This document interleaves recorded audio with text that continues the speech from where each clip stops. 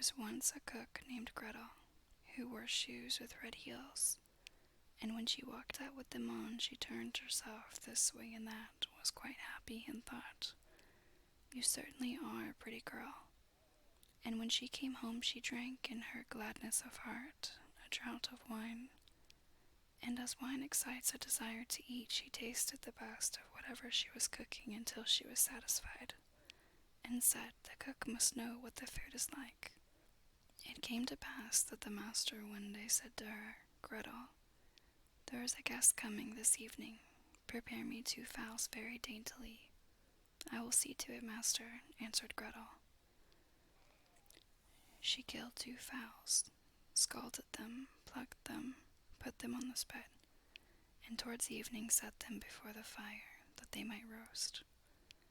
The fowls began to turn brown, and were nearly ready, but the guest had not yet arrived. Then Gretel called out to her master, "If the guest does not come, I must take the fowls away from the fire, but it will be a sin and a shame if they are not eaten the moment they are at their juiciest." The master said, "I will run myself and fetch the guest."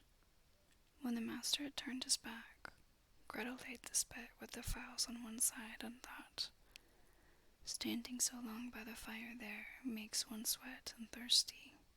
Who knows when they will come? Meanwhile, I will run into the cellar and take a drink." She ran down, set a jug, said, "God bless it for you, Gretel," and took a good drink, and thought that wine should flow on and should not be interrupted, and took yet another hearty draught. Then she went and put the fowls down again to the fire, basted them, and drove the spit merrily round. But as the roast meat smelt so good, Gretel thought, something might be wrong, it ought to be tasted. She touched it with her finger, and said, "Ah, how good fowls are!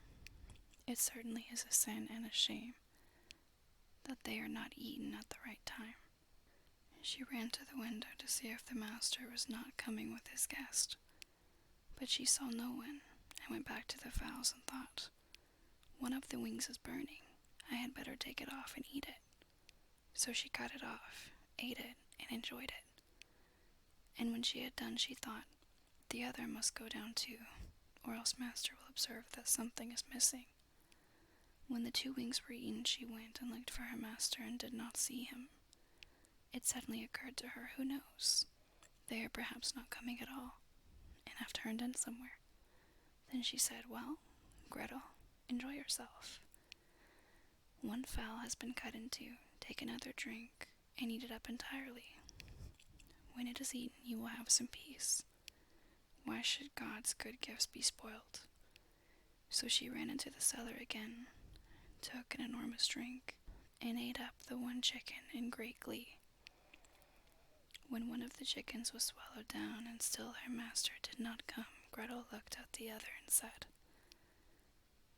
"What one is, the other should be likewise. The 2 go together. What's right for the one is right for the other. I think if I were to take another draught, it would do me no harm." So she took another hearty drink and let the 2nd chicken follow the first. While she was making the most of it, her master came and cried, "Hurry up, Gretel, the guest is coming directly after me." "Yes, sir, I will soon serve up," answered Gretel. Meantime the master looked to see that the table was properly laid, and took the great knife, wherewith he was going to carve the chickens and sharpen it on the steps. Presently the guest came and knocked politely and courteously at the house door. Gretel ran and looked to see who was there, and when she saw the guest, she put her finger to her lips and said, "Hush, hush, go away as quickly as you can. If my master catches you, it will be the worse for you. He certainly did ask you to supper, but his intention is to cut off your 2 ears. Just listen how he is sharpening the knife for it." The guest heard the sharpening and hurried down the steps again as fast as he could. Gretel was not idle.